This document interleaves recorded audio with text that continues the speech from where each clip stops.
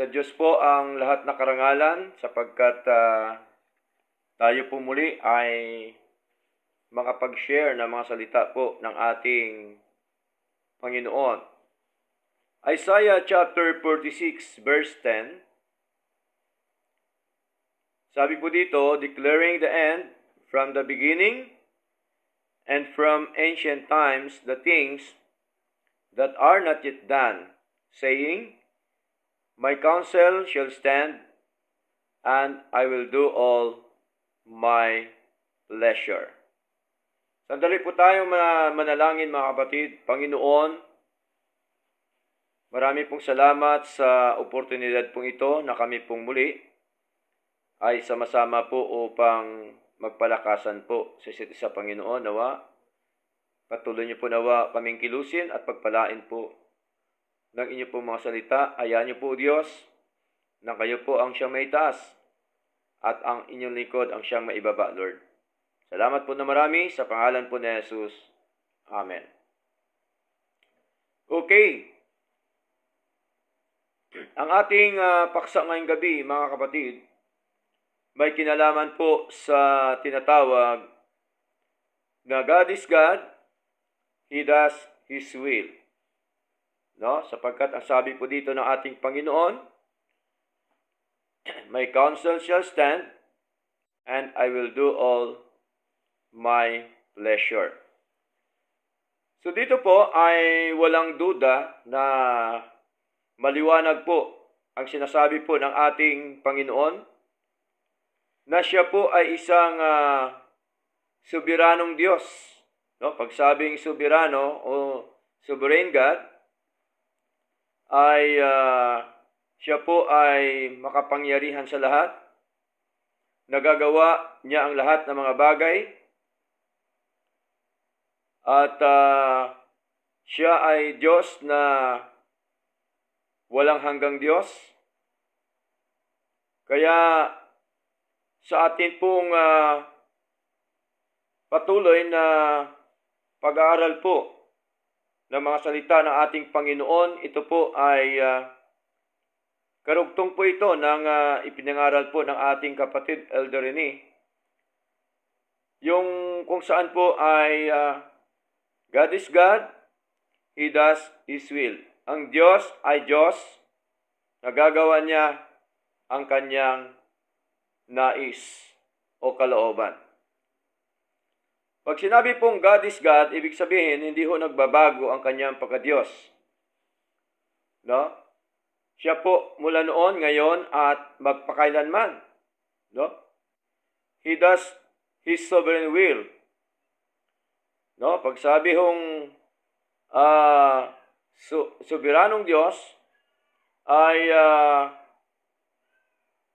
He is a supreme in power and authority. No? Siya po ang pinakamataas na makapangyarihan at otoridad. Ibig sabihin po, ang Diyos po natin ay nagagawa po niya ang lahat ng mga bagay na nais po niya. Kaya minsan nakakalungkot, no? Many people today think of God as being a servant to them. No? Para bagang sa panahon natin ngayon, maraming mga tao na ang kanilang kaisipan na ang Diyos ay para bagang lingkod lang nila, no? Na kung saan marami pong mga grupo ngayon o mga nangangaral na sa kanilang mga panalangin o sa kanilang mga kiniklaim, no? Meron pa nga pong sinasabi, right now, Lord, ipagkaloob mo sa amin, right now, no? Parang dinidiktahan si Lord, inuutusan si Lord, no? So, hindi po ganon. Ang tunay natin na Diyos, hindi na po kailangan, hindi po natin pwedeng sabihin o diktahan sapagkat siya po ay soberanong Diyos. He is a very and most powerful God. Pag sinabi pong very and most powerful God, ibig sabihin, ay siya po'y pinakamakapangyarihan sa lahat at wala na pong ibang kapangyarihan kundi yung ating Panginoon. No? Yan po ang dapat po natin makita. And He is the God from everlasting to everlasting, no? Siya po ang Diyos. So, siya po ang Diyos na walang katapusan, no? Na Diyos, no? Basahin po natin aklat po ng Psalms chapter 41, mga kapatid, verse 13. Okay? Sabi po dito, Psalms chapter 41, verse 13. Blessed be the Lord God of Israel. Sabi po ni David, from everlasting to everlasting. Amen and amen.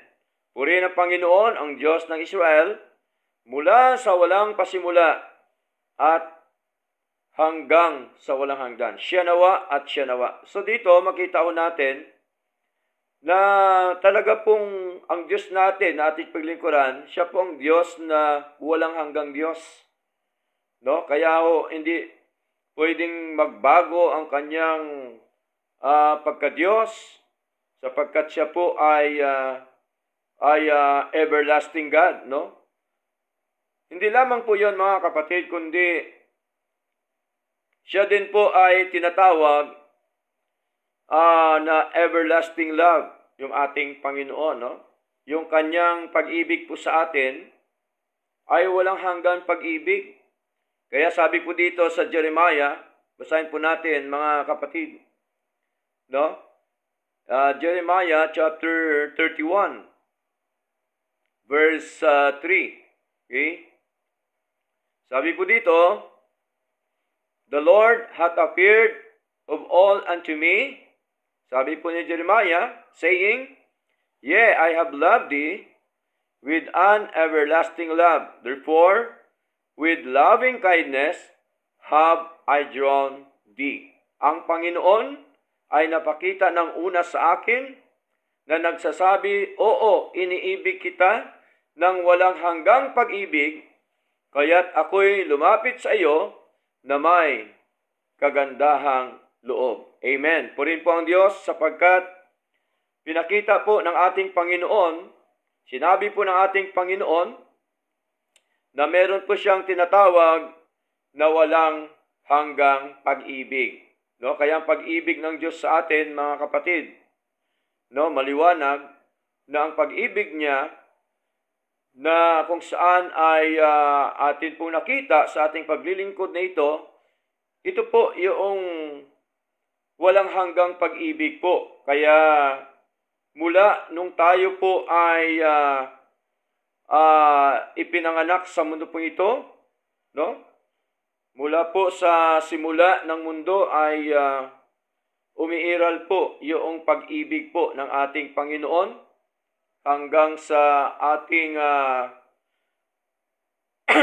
kaligtasan at buhay na walang hanggan. Hanggang ngayon, tuloy-tuloy po yung pag-ibig ng ating Diyos na buhay. Hindi ho nawala ang pag-ibig ng Diyos sa atin, mga kapatid. Kaya po, ay nais ko pong ibigay po sa inyo ang tatlong bagay. Actually, marami po ito, subalit tatlong bagay lamang po na kung saan God's sovereignty that are set forth for us in the scripture, no? Yung soberanong Diyos ay itinakda, no, para sa atin sa banal na kasulatan. Ano po ba ang kanyang itinakda o ang kanyang mga ginawa, mga kapatid? Actually, napakarami pong ginawa ng ating Panginoon. At ito lamang pong tatlo sapagkat limitado lamang po, no, ang ating oras. Now, number 1, God is sovereign in creation, no? Ang Diyos po ay soberano sa paglikha. So alam po natin na hindi lingid sa ating kaalaman na si Lord po ang naglikha po ng lahat ng mga bagay, kasama ang buong mundo, no? Kaya ang sabi po niya doon sa Genesis chapter 1 verse 1, no? In the beginning, God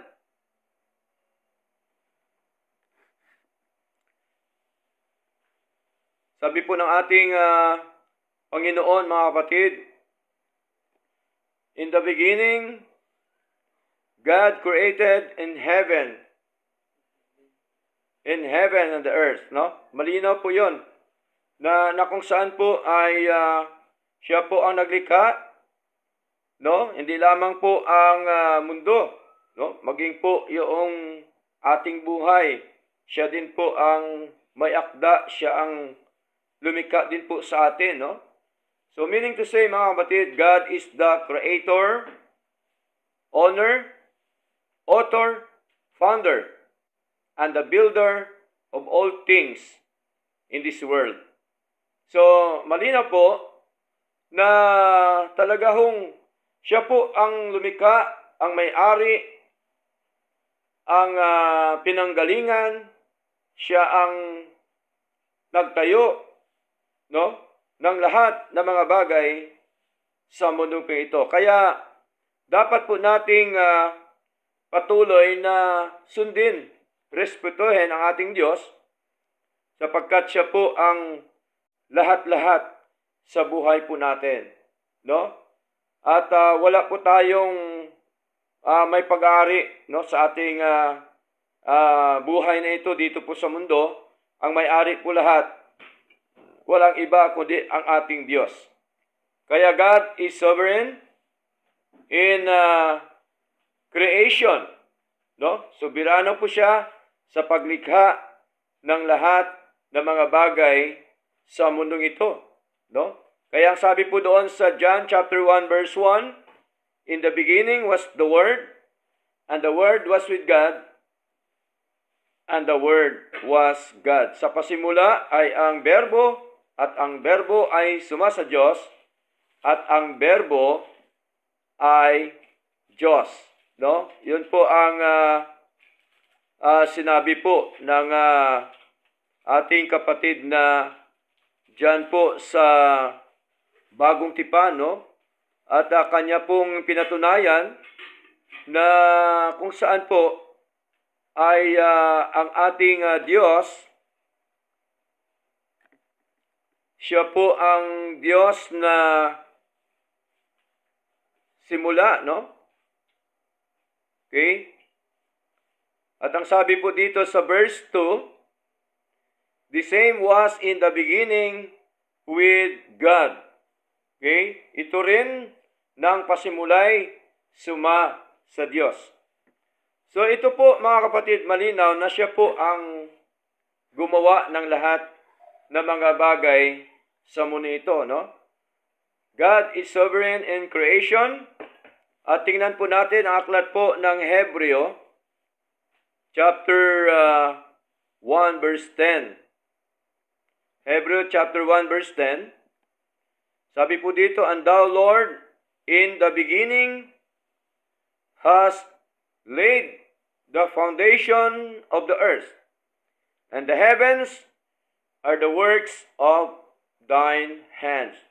So, kita ho natin dito na siya po yung founder, no, ng sanlibutan, o ng mundo, no, ng lupa, ng mga langit.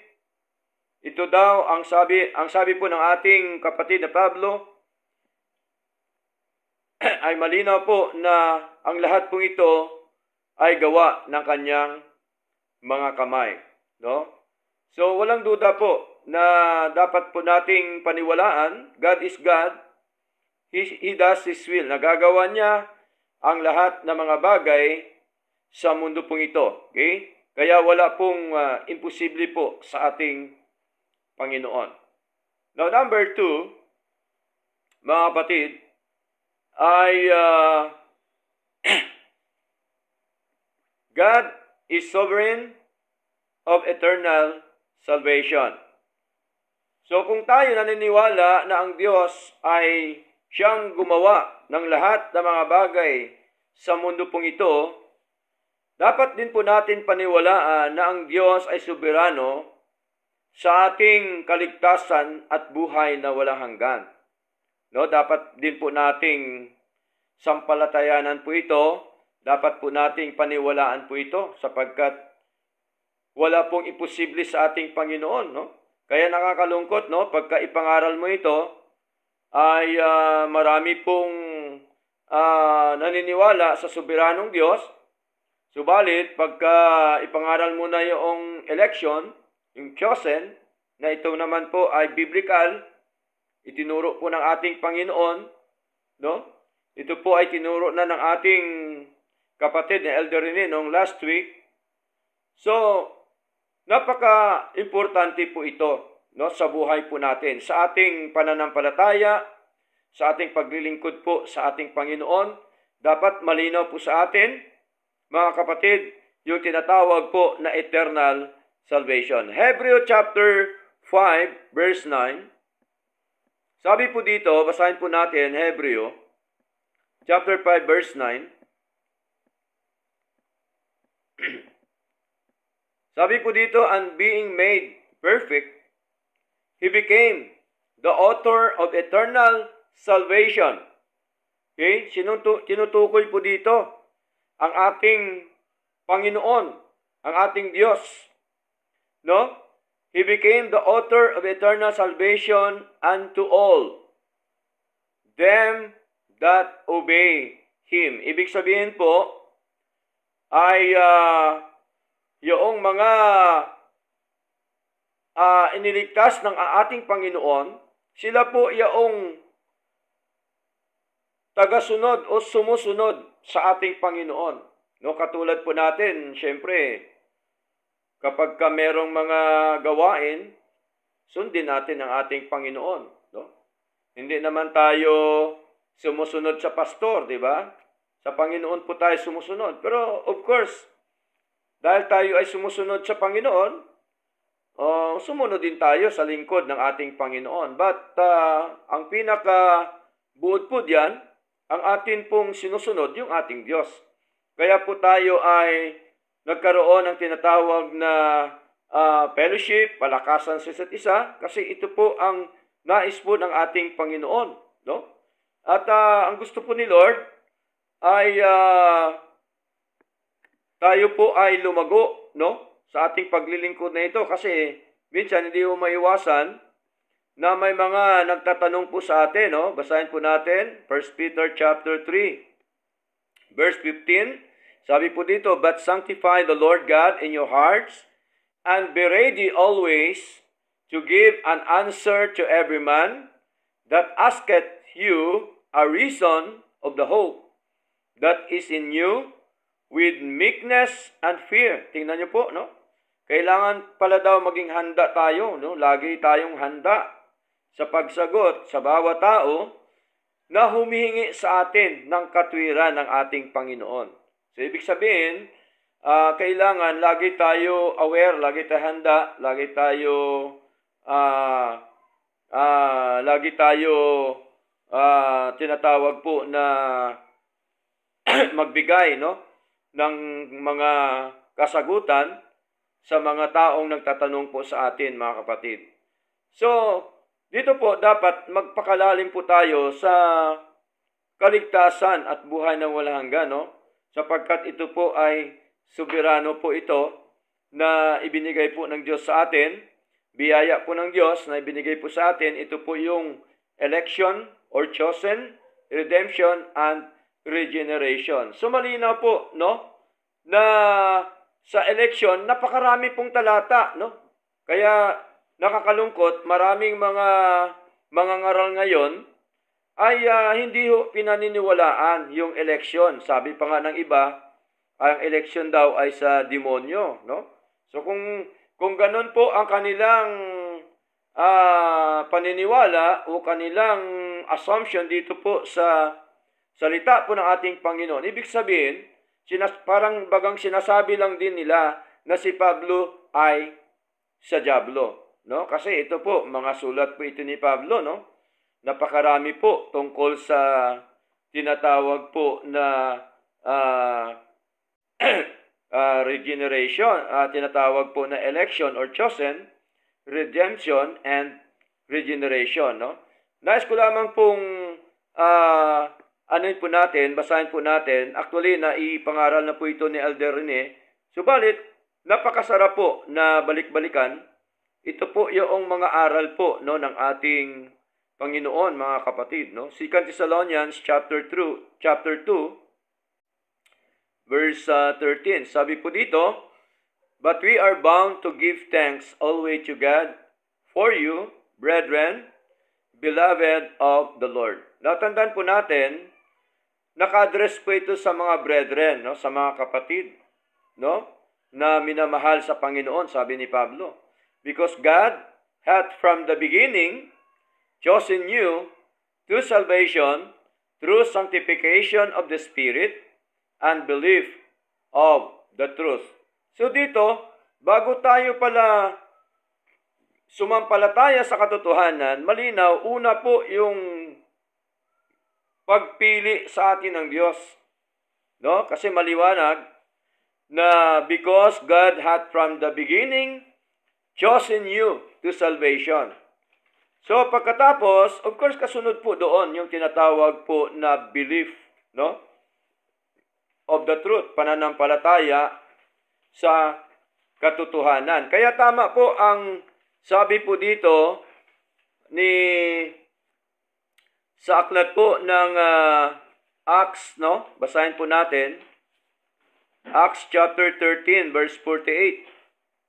Sino po ba ang mga nananampalataya, no? Sabi po dito, "And when the Gentiles heard this, they were glad and glorified the word of the Lord, and as many as were ordained to eternal life believed." So ibig sabihin, makikilala natin yung mga itinalaga sa buhay na walang hanggan kasi sila ay nananampalataya katulad po natin, no? Hindi ho ang kaligtasan ng karamihan po ngayon ay baliktad, no? Para bagang, bakit natin nasabing baliktad? Para bagang pagka ang kalesa tumatakbo, ang nauna ay kalesa, hindi yung kabayo. Mali po yun, no? Ibig sabihin, hindi pwede na una ang pananampalataya kaysa buhay na walang hanggan. Siyempre, una, buhay na walang hanggan, mga kapatid. And then, kasunod po, yung ating pananampalataya po sa Lord. Bakit? Sapagkat ang ating pananampalataya ay bunga po yan, prueba ng pagkaligtas po ng Diyos sa atin. Kaya ang kaligtasan ay biyaya ng Diyos.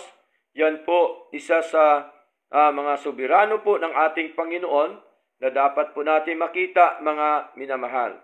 So yun po yung election or chosen, mga kapatid, no? Hinirang tayo, pinili tayo before the foundation of the world. Okay? So, next, yung tinatawag po na redemption, no? Kaya pala tayo ay ibinigay, no? Tinubos tayo ng ating Panginoon Kristo at tayo po ay ibinigay ng Ama, mga kapatid, sa ating Panginoon Kristo para po tayo ay tubusin. 2 Timothy chapter 1 verse 9, no, sabi dito, "Who hath saved us and called us with an holy calling, not according to our works." Take note, not according to our works. Okay? So kung ang basyan, ang kaligtasan ay pananampalataya, hindi tugma sa sinasabi po ng ating Panginoon. Bakit?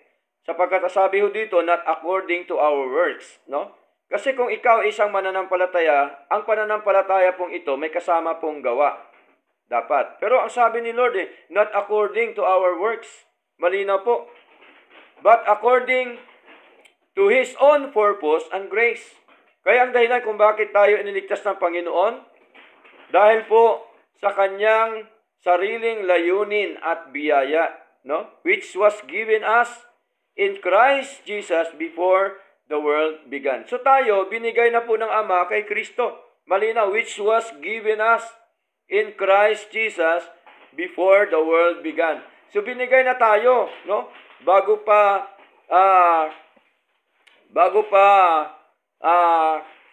ang buhat pa ng mga panahong walang hanggan. Binigay na po tayo ng Panginoon, no?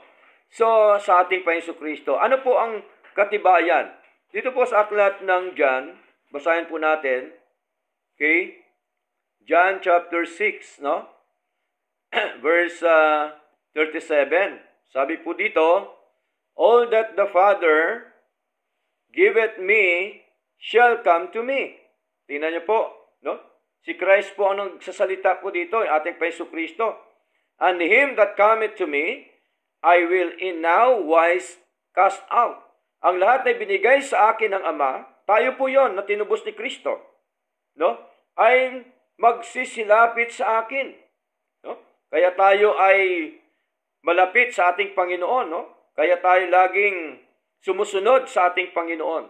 At ang lumalapit sa akin, sa anumang paraan ay hindi ko itataboy. Kasi liligtas na po tayo ni Lord, no? Tayo ay tinubos na ng ating Paiso Kristo. Tayo ay hinirang na, pinili na before the foundation of the world, at tayo po ay ibinigay sa ating Paiso Kristo para po tayo ay tubusin. Verse 38, for I came down from heaven, not to do mine own will, but the will of him that sent me, no? So kalooban ito ng Ama, no? Sabi po nating Paiso Kristo. Verse 39, and this is the Father's will, which hath sent me, that of all which he hath given me, I should lose nothing, but should raise it up again at the last day. So malinaw, ito po yon, no? Tayo ay binigay kay Kristo para po tubusin, no, ng kanyang masaganang dugo doon po sa krus ng Kalbaryo, no? Kaya kung ating nakita yung aral po ng ating Panginoon, no? Kung atin pong isipin,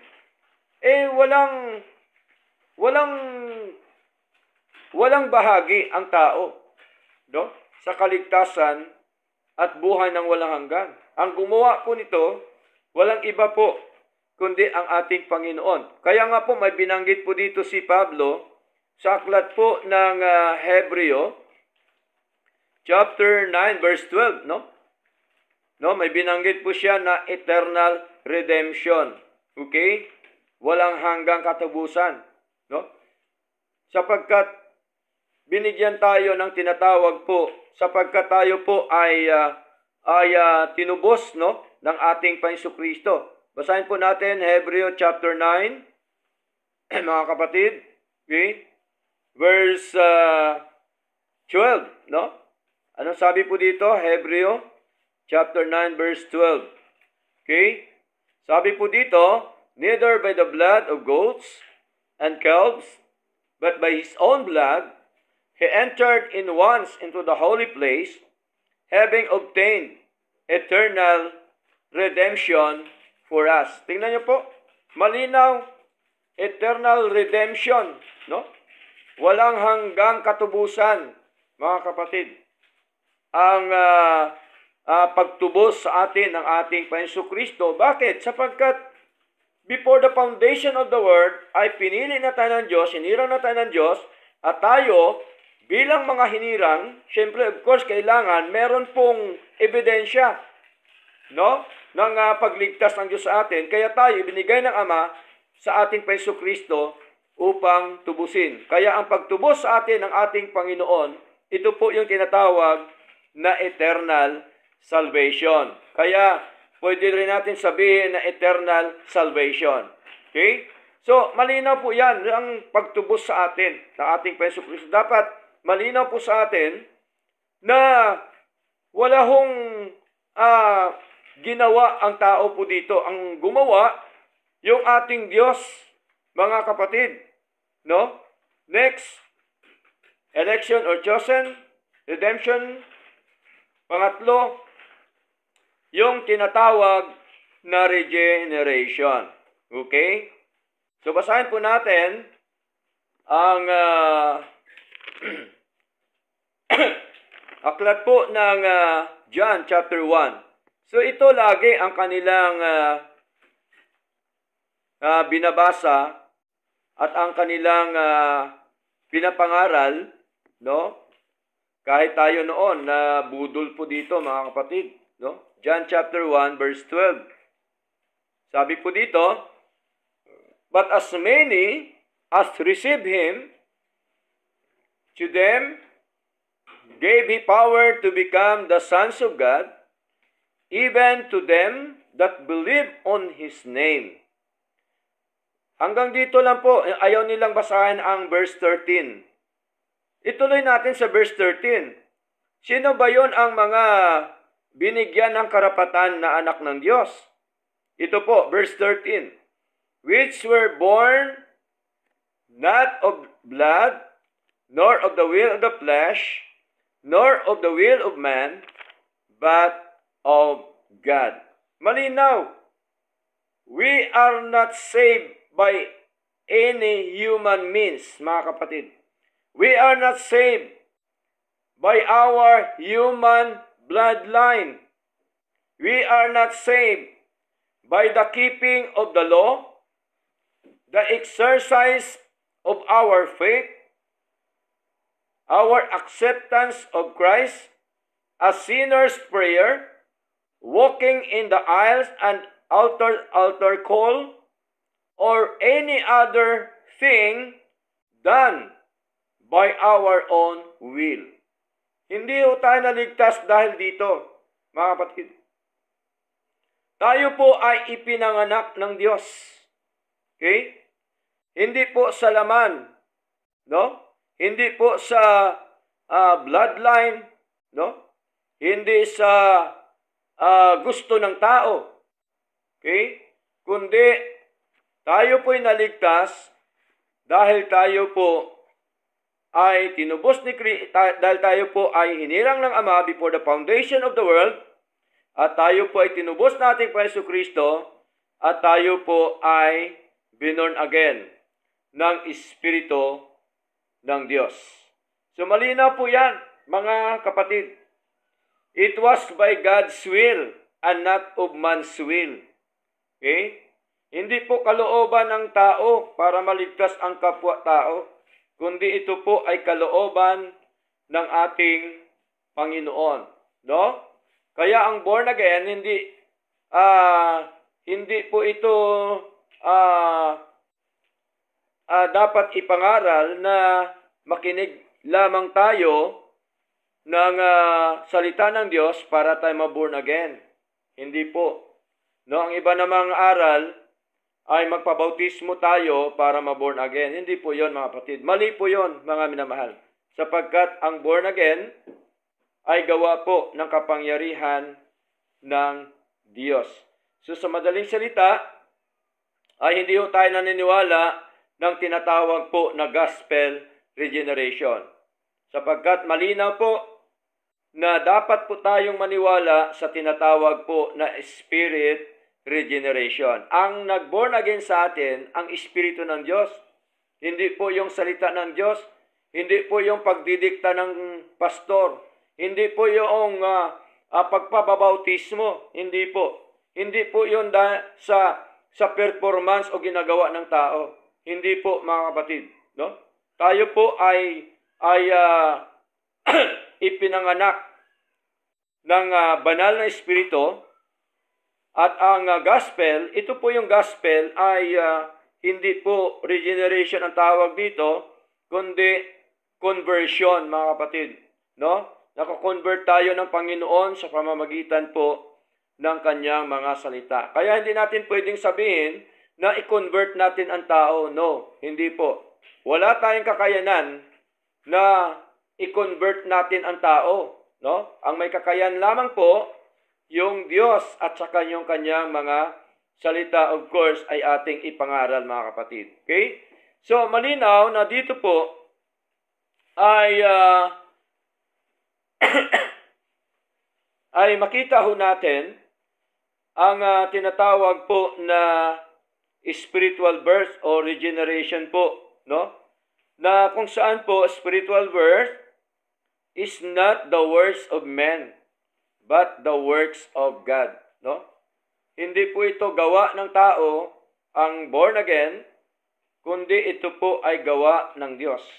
Ang kaligtasan, hindi po gawa ng tao, kundi ito po ay gawa ng Diyos.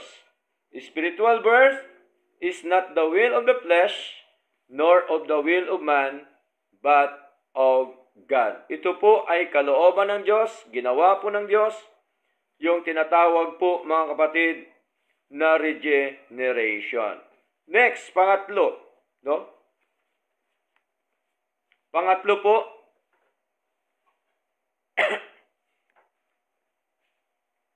God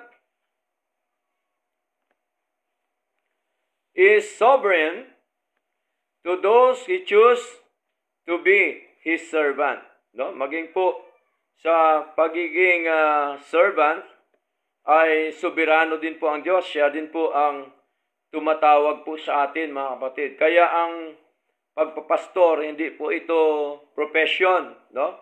Karamihan ngayon, mga simbahan, no, mag-aral ka ng 10 taon sa seminaryo para ka may ordina as pastor. Pagka hindi ka mag-aral, wala ka. Hindi po 'yon. Hindi po yung kaparaanan ng Diyos, yun po ay kaparaanan po ng mga tao. Sapagkat tandaan po natin, ang tunay na tinawag po ng Diyos, wala po yang kondisyon, mga kapatid. At ang nagde-develop po niyan si Lord, hindi po yung tao, mga kapatid. No? Kung inyo pong naalala si Jeremiah, di po ba? Sabi ni Jeremiah ay utal siya magsalita. No? Di siya makapagsalita. Pero sabi ni Lord, sino bang gumawa ng dila o bibig? Di ba? Kaya si Lord po lahat, mga kapatid. Even Moses, nung tinawag po ng ating Panginoon, hindi rin daw siya marunong magsalita. Kaya sabi ni Lord sa kanya, nandyan si Aaron na kapatid mo, siya ang magsasalita.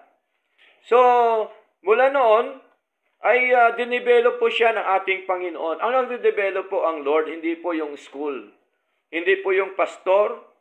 Hindi po yung seminaryo, no? Ay gawa ng tao o human invention. So, hindi po yun ganon, mga kapatid. So, malinaw po, no? Hindi lamang po si Moises, si Abraham, ganon din, tinawag din po ng Panginoon. Si David, di po ba? Sino mag-akala na si David pala maging hari? Samantalang si David noon ay isa lang pastol, nagkapastol ng mga tupa ng kanyang ama, no? At siya po ay ginamit ng Diyos para gapiin itong si Goliath, mga kapatid. So, si Lord pa rin ang siyang gumawa po doon, no? Hindi po si David, hindi po yung kanyang tirador at bato, mga kapatid, no? Si Lord ang siyang gumawa. Even the 12 apostles, ganun din po, no? Kaya nga sabi ni Lord sa Matthew chapter 22 verse 14, many are called but few are chosen, no? Kaya nga sabi ni Lord ay malinaw po na siya po talaga ang pumipili, siya po ang tumatawag sa atin, no, bilang servant, bilang lingkod ng ating Panginoon. Pag sinabi pong servant, ibig sabihin po ay lingkod po ng Diyos, no? Hindi po paglingkuran kundi lingkod ng Diyos. Kaya nakakalungkot sapagkat maraming mga pastor ngayon, no? Merong hierarchy, merong reverend, merong bishop, merong senior pastor, junior pastor, okay? Kaya tuloy, wala nang servants doon. Puro na lang mga boss, mga kapatid, no? Yung matindi, yung reverend, no? Talagang, ang feeling talaga niya, hari na siya, no? Hindi na po yan nagawalis ng simbahan, ng church. Hindi na po yan nag-uurong ng plato, mga kapatid. Hindi na po yan naglilinis ng simbahan kasi reverend na po Ganon din ang bishop, no?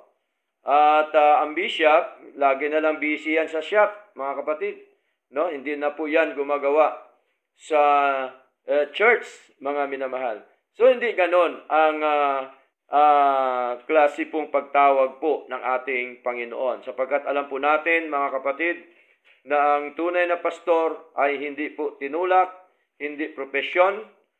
Ang pastor ay hindi dapat mag-isip ng ano paman, ng mga suporta o anuman, kundi si Lord po ang siyang magsusupport po sa atin. Yun po yung tunay na pastor. Meron o wala, tuloy ang gawain po ng ating Panginoon. Sapagkat alam po natin na ang ating Diyos ay malinaw God is the creator, owner, author, founder, and builder, no, of all things in this world, no? Na He is also a supplier ng atin pong mga pangailangan, mga kapatid, no? Sa punong-puno po ng blessing ang ating Panginoon, mayaman po ang ating Diyos, so hindi na natin kailangan ng mga supporters, mga kapatid. Si Lord ang bahala doon, ang siyang mag-provide ng ating mga pangailangan. Basta ang pinakamalaga, yung motibo natin ay hindi po dahil sa mga material na bagay. Ang motibo natin, kailangan natin na maipalaganap po ang mga salita po ng Diyos, sapagkat tandaan po natin, once na ganyan ang motibo natin, ay tayong lahat ay pagpalain po ng ating Panginoon. Okay? So malinaw po, God is sovereign to those who choose to be His servant. So itong tatlong bagay na ito, mga kapatid, ay gawa po ng ating Panginoon, no? Actually, marami po ito. So tatlo lang sapagkat limitado lamang po ang oras po natin. Kaya po, conclusion na po tayo, we are dependent on Him, but He is not dependent on us. So nagdedepende dapat tayo sa Lord, no? Sapagkat si Lord, hindi na yan magdedepende sa atin dahil siya ang Diyos, pinakamakapal na sa lahat. No? Kailangan po natin si Lord. Si Lord po ay wala na po yung pangailangan, nasa Kanya na po lahat. Soberanong Diyos siya, pinakamakapangyarihan sa lahat, kaya dapat siya po ang ating paglingkuran. Siya po ang ating silbihan. Siya po ang ating bigyan ng karangalan, kaulhatian at patuloy po na paglingkuran sa atin pong mga buhay. Kaya ang purpose po nito ng ating pong pinag-aralan na ang paksa po, God is God, He does His will, malinaw po, mga kapatid, na God-honoring and man-humbling. Mga minamahal. Purihin po ang Diyos. Yun lamang po at nawa ay pinagpala po tayo ng mga salita ng Diyos at sa Kanya po ang lahat na karangalan at kaluhatian. Magandang gabi muli po sa inyong lahat.